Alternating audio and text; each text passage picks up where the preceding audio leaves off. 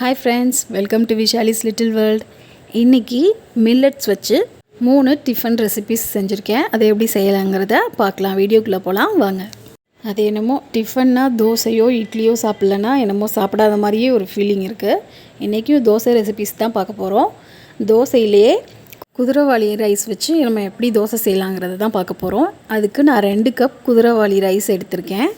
சிறுதானியங்களை பொறுத்த வரைக்கும் நம்ம எப்படியுமே அதை ஒரு 6லேருந்து 8 மணி நேரம் நம்ம ஊற வச்சுட்டு அதை சாப்பிடும் போது தான் நமக்கு நல்ல பெனிஃபிட்ஸ் கிடைக்கும். அப்போ தான் நமக்கு செரிமானமும் சீக்கிரம் ஆகும். அதனால் இந்த குதிரைவாலி ரைஸ் நல்லா ஒரு 8 மணி நேரம் ஊற வைக்கணும். அதுக்கு முன்னால் நல்லா இதை ஃபஸ்ட்டு கழுவிடணும். நல்லா அழுக்கு இருக்கும், நிறைய அழுக்கு இருக்கும். பாருங்கள், நான் இப்போ கழுவி காமிக்கிறேன் இவ்வளோ அழுக்கு வருதுன்ட்டு. நீங்கள் டிபார்ட்மெண்ட் ஸ்டோர்லலாம் வாங்கினீங்கன்னா நல்லா பாலிஷ் பண்ணியே வச்சுருப்பாங்க. அதை நம்ம அப்படி கழுவுனா இந்த அளவுக்கு வராது. ஆனால் அந்த பாலிஷ் பண்ணதை நம்ம வாங்குறத விட இந்த மாதிரியான ஐட்டம் வாங்கி நம்ம யூஸ் பண்ணுறது தான் நமக்கு உடம்புக்கு நல்லது. பாருங்கள் எவ்வளோ அழுக்கு வருதுன்னு. இதை நல்லா கழுவி சுத்தம் பண்ணதுக்கப்புறம் பாருங்கள் எவ்வளோ வெள்ளையாக இருக்குன்னு. இப்போ நல்ல தண்ணி ஊற்றி ஒரு 6லேருந்து ஒரு 8 மணி நேரம் நல்லா ஊற வச்சு எடுத்துக்கலாம்.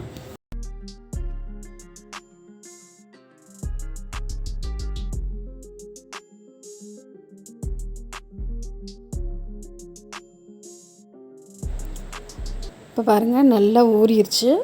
இப்போ நான் இதை நல்லா அரைச்சி எடுத்துகிட்டு வர போகிறேன். நல்லா நைஸாக அரைக்கணும். இப்போ இது கூட என்னென்ன பொருள் சேர்த்து அரைக்கலான்னு பார்க்கலாம். குதிரைவாலி ரைஸை மிக்ஸி ஜாருக்கு நான் மாற்றிட்டேன். இது கூட 2 மீடியம் சைஸ் தக்காளி சேர்த்தாச்சு.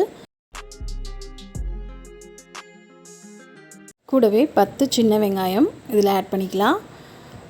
காரத்துக்கு ஏற்ற மாதிரி 4 காஞ்ச மிளகாய் போட்டிருக்கேன். உங்களுக்கு எவ்வளோ தேவையோ அந்தளவுக்கு போட்டுக்கோங்க. 1 ஸ்பூன் ஜீரகம் சேர்த்துருக்கேன். தேவையான அளவு உப்பு சேர்த்து இதை நல்லா நைஸாக அரைச்சி எடுத்துகிட்டு வந்துட வேண்டியதான். எல்லா சிறுதானியம் யூஸ் பண்ணியும் இது மாதிரி நம்ம செஞ்சுக்கலாம் தோசை மாவு டக்குன்னு. இப்போ பாருங்கள் நல்லா நைஸாக அரைச்சி எடுத்துகிட்டு வந்துட்டேன். தேவையான அளவு தண்ணி ஊற்றி இதை அப்படியே கரைச்சி ஊற்ற வேண்டியதான். இது புளிக்க வைக்க வேண்டிய அவசியம் இல்லை. இப்போ நான் அது காலையில் ஊற போட்டு இப்போ நான் நைட்டுக்கு நான் இதை செய்கிறேன். கொஞ்சம் கூடுதலாகவே ஆயில் ஊற்றி நல்லா தோசை சுட்டிங்கன்னா இன்னும் சூப்பராக மொறு மொறுன்னு நல்லா வரும்.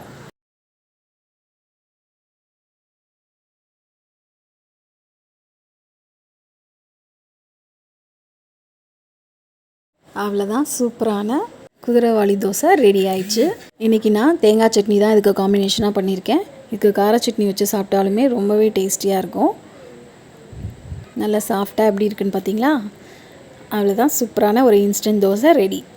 அடுத்து கம்பும் சிவப்பரிசியும் வச்சு எப்படி ஒரு தோசை செய்யலான்னு பார்க்கலாம்.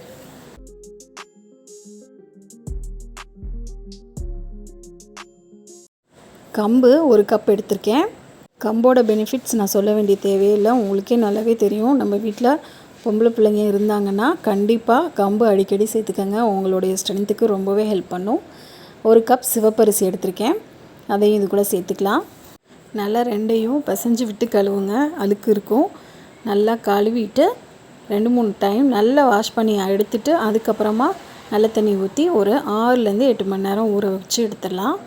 இது நல்லா ஊறிட்டு இருக்கட்டும். மாவு அரைக்கிறதுக்கு 1 மணி நேரத்துக்கு முன்னால் நம்ம ஒரு 1/4 கப் உளுந்து எடுத்து இதை ஊறப்பட்டால் போதும். உளுந்து ஊறுறதுக்கு ரொம்ப நேரம் தேவையில்லை, 1 மணி நேரம் ஊறினாலே போதும். உளுந்து கூட 1/2 ஸ்பூன் வெந்தயம் எடுத்திருக்கேன், அதை இதில் சேர்த்துட்டு நல்லா கழுவிட்டு நல்ல தண்ணி ஊற்றி ஊற வச்சுருவோம். 1 மணி நேரம் ஊறினா போதும்.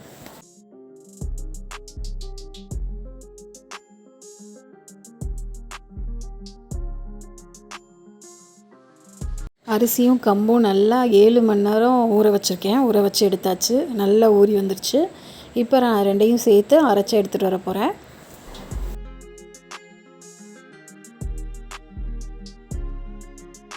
கொஞ்சமாக இருந்தால் மிக்ஸி ஜார்லேயே போட்டு அரைச்சிடலாம், இல்லைனா கிரைண்டரில் போட்டு அரைச்சிருங்க. நல்லா அரைச்சி நைஸாக எடுத்துகிட்டு வந்தாச்சு. இப்போ இது கூட தேவையான அளவு உப்பு சேர்த்து நல்லா கலந்து விட்டுட்டு இது ஒரு 6லேருந்து 8 மணி நேரத்துக்கு புளிக்க வைக்கணும். புளிக்க வச்சுட்டு தான் இந்த தோசை நம்ம ஊற்றணும். அப்போ தான் டேஸ்டியாக இருக்கும். கம்பை புளிக்க வச்சுட்டு நம்ம செய்யும் போது தான் நல்லாவே சூப்பராக இருக்கும் தோசை. பாருங்கள், மாவு நல்லா புளிச்சு பொங்கி நுரைச்சி வந்துருச்சு. இப்போ நம்ம தேவையான அளவு தண்ணி ஊற்றி இதை கரைச்சிக்கிட்டு தோசை ஊற்றிடலாம். இப்போ நான் இந்த மாவை தோசைக்கும் யூஸ் பண்ண போகிறேன். இதிலே குழிப்பணியாரமும் நான் செய்ய போகிறேன். அதனால் தண்ணி எல்லாத்துலேயும் கலக்காமல் பாதி மாவை தோசைக்கும் பாதி மாவு குழிப்பணியாரத்துக்கும் நான் இதில் ரெடி பண்ணிக்க போகிறேன். ஃபஸ்ட்டு இதில் கொஞ்சமாக தண்ணி ஊற்றி தோசை சுட்டு எடுத்துக்கலாம். தோசை எப்படி வருதுன்னு பார்க்கலாம் பாருங்கள். இந்த தோசை நல்ல கிறிஸ்பியாக வரும், சூப்பராக இருக்கும், நல்லாவே டேஸ்ட்டாக இருக்கும். இந்த தோசை நல்ல கிறிஸ்பியாக இருக்கனால எங்கள் வீட்டு குட்டீஸ்க்கு இது ரொம்ப பிடிக்கும். இந்த மாதிரி தோசை செஞ்சு இது கூட சந்தானம் சார் சொல்கிற மாதிரி 4 வகை சட்னி வச்சு சாப்பிட்டோம்னா டேஸ்ட்டு சும்மா அள்ளும். ஆனால் நான் இன்றைக்கி ஒரே ஒரு சட்னி தான் செஞ்சேன், தேங்காய் சட்னி மட்டும்தான் செஞ்சேன். அதுவே சூப்பராக இருந்தது, டேஸ்ட்டாக இருந்தது. அடுத்து குழிப்பணியாரம் இதே மாவை வச்சு நம்ம எப்படி செய்கிறதுன்னு பார்க்கலாம். அதுக்கு ஒரு கடாயில் எண்ணெய் ஊற்றிக்கிட்டேன். தாளிப்புக்கு ரெடி பண்ணிடுவோம். 1/2 ஸ்பூன் கடுகு உளுத்தம்பருப்பு, 1/4 ஸ்பூன் ஜீரகம், காரத்துக்கு ஒரு பச்சை மிளகாய் கட் பண்ணி போட்டிருக்கேன். கருவேப்பிலை தேவையான அளவு சேர்த்துக்கோங்க. எல்லாத்தையும் நல்லா பொரிஞ்சு வந்தோன்னே ஒரு பெரிய வெங்காயம் நைஸாக கட் பண்ணி வச்சுருக்கேன், அதையும் இது கூட சேர்த்துக்கலாம். வெங்காயம் வதங்கி வந்ததுக்கப்புறம் இது கூட தேவையான அளவு உப்பு சேர்த்துக்கோங்க.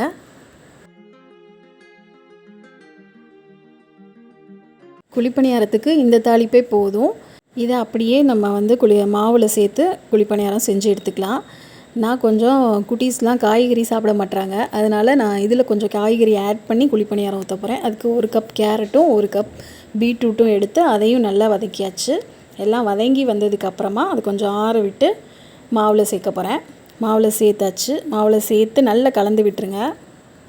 இந்த வெஜிடபிள் தான் சேர்க்கணுன்னு இல்லை, உங்களுக்கு என்ன விருப்பமான வெஜிடபிள்ஸோ அதை சேர்த்துட்டு இது மாதிரி குழந்தைங்களுக்கு ஊற்றி கொடுங்க, நல்லா சாப்பிடுவாங்க விரும்பி. நல்லா கலந்தாச்சு. குழிப்பணியார மாவு ரெடி. அதில் தான் குழிப்பணியார சட்டி வச்சுட்டு நம்ம ஒவ்வொரு குழிப்பணியாரமாக ஊற்றி எடுத்துட வேண்டியதுதான். ரொம்பவே டேஸ்டியாக இருக்கும். இது அப்படியே சாப்பிட்றலாம், இல்லை தேங்காய் சட்னி கார சட்னி வச்சு காம்பினேஷன் பண்ணி சாப்பிட்லாம். சூப்பராக டேஸ்ட்டாக இருக்கும். காலைக்கு டிஃபனுக்கு கொடுக்குறதுக்கு சூப்பரான ஒரு டிஷ் இது. அடுப்பை மீடியம் ஃப்ளேம்லேயே வச்சு 2 சைடும் நல்லா பரட்டி போட்டு எடுங்க. நல்லா சூப்பராக வெந்து வந்துடும். குழிப்பணியாரம் எப்படி பாருங்கள், சட்டியிலே ஒட்டாமல் அழகாக வருதுன்னு திருப்புறத்துக்கு. அதில் தான் சூப்பரான வெஜிடபிள் குழிப்பணியாரம் செம்ம டேஸ்டியாக ரெடி ஆயிடுச்சு. இந்த மாதிரி சிறுதானியங்கள் வச்சு நிறைய ரெசிபீஸ் நம்ம சேனலில் இருக்குது. உங்களுக்கு தேவைப்பட்டால் நீங்கள் போய் செக் பண்ணி பார்த்துக்குங்க. இன்னும் இது மாதிரியான சூப்பரான ரெசிபீஸ் உங்களுக்கு தேவைன்னா விஷாலிஸ் லிட்டில் வேர்ல்டை சப்ஸ்கிரைப் பண்ணி வச்சுக்கோங்க.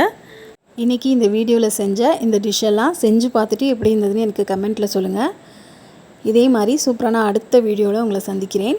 இந்த வீடியோ பிடிச்சிருந்துச்சு